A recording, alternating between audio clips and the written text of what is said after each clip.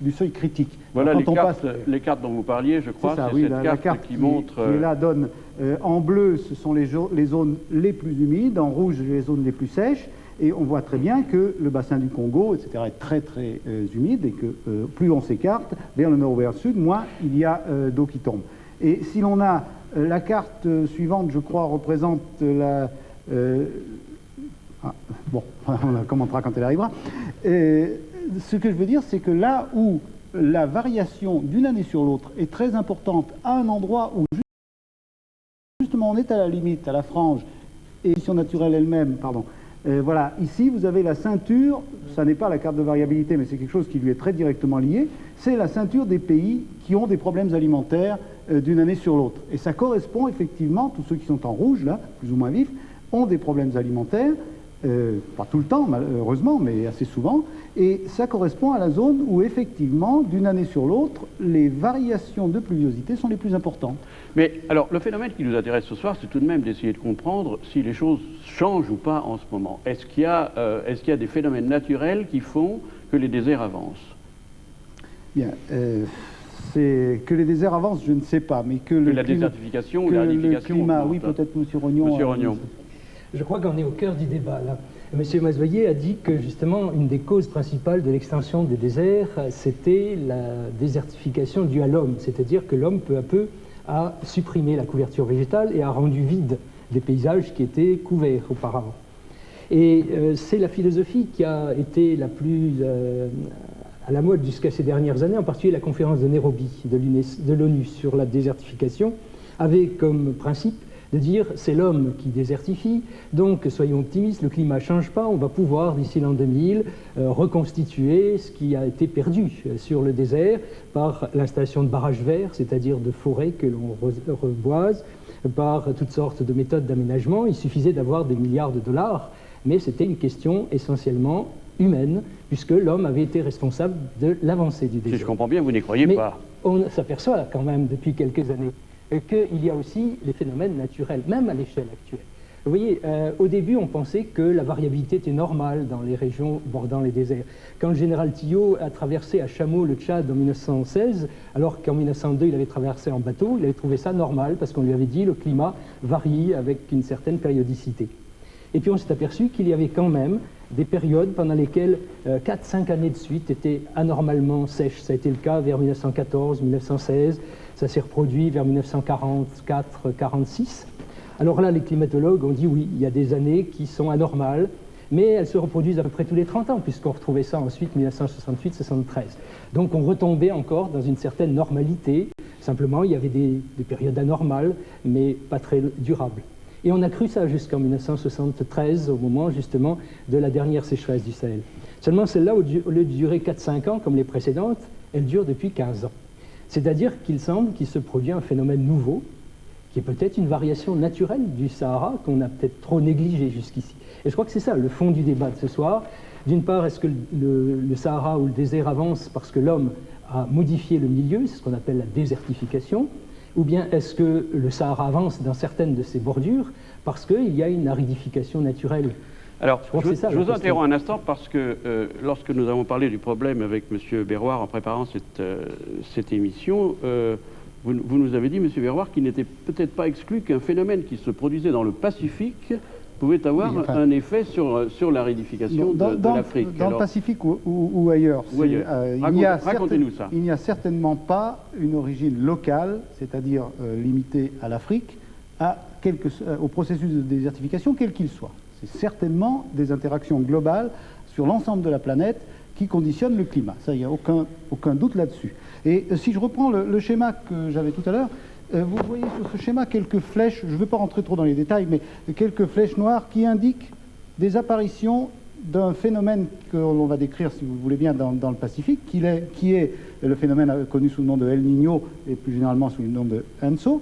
Et quand on regarde l'apparition de ces flèches, il y en a ici dans les périodes sèches, il y en a quelques-unes ici dans les périodes humides sur le Sahara, quand on regarde l'apparition de ces flèches et que l'on compare leur fréquence d'apparition, ou plutôt leur corrélation avec la sécheresse, on s'aperçoit qu'elles apparaissent beaucoup plus souvent pendant les périodes sèches que le simple hasard ne le disait si on tirait purement au sort la place de ces flèches sur le schéma. Vous me mettez l'eau à la bouche, si je puis dire. Alors, c'est quoi ce phénomène? Alors, qu'est-ce que c'est que le phénomène El Niño, ou comme on l'appelle maintenant, un phénomène un peu plus complexe qui s'appelle l'ANSO, pour El Niño Southern Oscillation, Candel le prononcerait mieux que moi.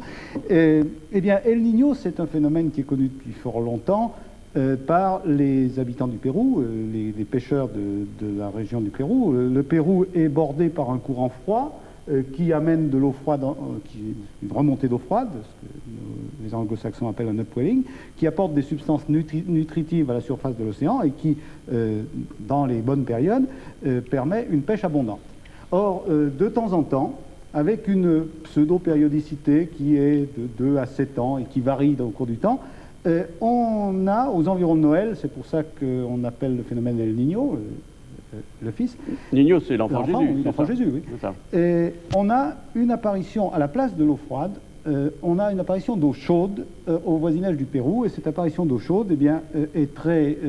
Est-ce que M. Candel pourrait nous montrer sur la carte où se trouve El Niño pour que l'on voit bien de quoi il s'agit, pendant que M. Berroir... Continuez, M. Berroir. Donc, une apparition d'eau chaude, et cette apparition d'eau chaude fait que la pêche est beaucoup moins bonne, et que même dans certaines époques, en 1973, je crois, la pêche a été catastrophique, et que les stocks de poissons ne se sont pas reconstitués. Mais c'est une différence de beaucoup de degrés? Quelques degrés, 1, 2, 3, 6 en moyenne sur la partie est du Pacifique, dans le très gros phénomène El Niño qui a eu lieu en 82-83. Donc une différence d'eau sur le Pacifique a une influence sur l'Afrique. Alors ça n'est évidemment pas limité à la zone tout à fait périphérique du Pérou, mais à une zone qui englobe une grande partie du Pacifique Est. Alors ça, c'est le premier phénomène. Le deuxième, c'est ce qui s'appelle Southern Oscillation, l'oscillation du Sud. On s'est aperçu depuis Walker dans les années 1920, je crois, comme ça, s'est aperçu qu'il y avait une corrélation très nette entre une sorte d'oscillation des pressions entre l'Est et l'Ouest du Pacifique et, en gros, les précipitations, le temps dans cette région-là. En fait, c'est quelque chose, on compare la pression au sol à Darwin en Australie et à Papeete, à Tahiti. Et oui, on peut peut-être même illustrer cette circulation de Walker qui était un peu analogue à ce qui se passait avec l'air qui montait au-dessus de l'équateur. Eh bien, normalement, l'air monte au-dessus de l'Indonésie à l'ouest du Pacifique et descend sur une sorte de désert océanique vers le Pacifique central. Et c'est cette situation qui est complètement transformée. Alors ça, c'est la normalité. Et dans les cas anormaux, cette convection se fait ailleurs. Et la circulation de Walker, qui est donc tout autour de l'équateur... C'est une circulation d'eau humide, alors, d'air humide. D'air humide, enfin humide aux endroits où l'air monte, sèche aux endroits où l'air redescend. Si elle se décale à droite ou à gauche... Ça modifie le climat d'une région. Modifie le climat non seulement d'une région, mais de l'ensemble du globe. De l'ensemble du globe. En tout cas, des zones équatoriales, ça c'est sûr. De l'ensemble de la ceinture tropicale et équatoriale, il est sûr qu'il y a des relations de cause à effet qu'on connaît mal, mais qui existent indéniablement. Alors, est-ce que ça veut dire que l'aggravation que l'on note depuis 15 ans en Afrique est due à ce phénomène? Est-ce que vous pouvez dire oui ou non? Dû à ce phénomène, certainement pas. Je ne pense pas qu'on connaisse bien quel est, si je puis dire, l'œuf et la poule dans l'affaire. On constate des corrélations entre des phénomènes qui se produisent, des corrélations qui sont significatives, entre des phénomènes qui se produisent dans des endroits très éloignés les uns des autres dans cette ceinture équatoriale. On constate des corrélations, mais on a plus de mal à les faire apparaître entre cette circulation équatoriale ou de la zone intertropicale avec les circulations des régions tempérées. Là, les corrélations sont moins faciles à mettre en évidence. On sait que tout ça, c'est relié, mais dire que l'un est la cause de l'autre, je crois... Vous n'allez pas jusque-là. Je ne pense pas que... Oui. Mais est-ce que d'autres causes, comme le fameux réchauffement de l'atmosphère dû au gaz carbonique, expliquerait davantage cette situation? Vous faites bien de dire le fameux réchauffement du gaz carbonique, parce que, à ma connaissance, ce signal-là n'a pas encore été trouvé. On sait que le gaz carbonique augmente dans l'atmosphère. Ça, c'est sûr. La quantité de gaz carbonique augmente. Parce que tantôt on nous dit que la Terre se refroidit, tantôt on nous dit qu'elle se réchauffe. Eh bien, pour ce qui est du gaz carbonique, on sait qu'il y en a de plus en plus. Ça, je crois que les mesures, tout le monde est bien d'accord là-dessus, il y en a de plus en plus. Par contre, le signal qui montrerait qu'il y a un réchauffement dû au gaz carbonique, Ça, aucune expérience, aucune analyse des données scientifiques ne l'a encore mis en évidence. On soupçonne que ça arrivera un jour, mais pour l'instant, on n'a rien mis en évidence dans la nature. Monsieur Rognon voulait dire quelque chose. Oui, je crois qu'on en vient de plus en plus à cette idée que le climat n'est pas seulement un fait atmosphérique. Le climat, c'est tout un changement global. Quand les glaces polaires, par exemple, sur la mer, augmentent certaines années, il y a des conséquences très importantes sur des climats à d'autres latitudes.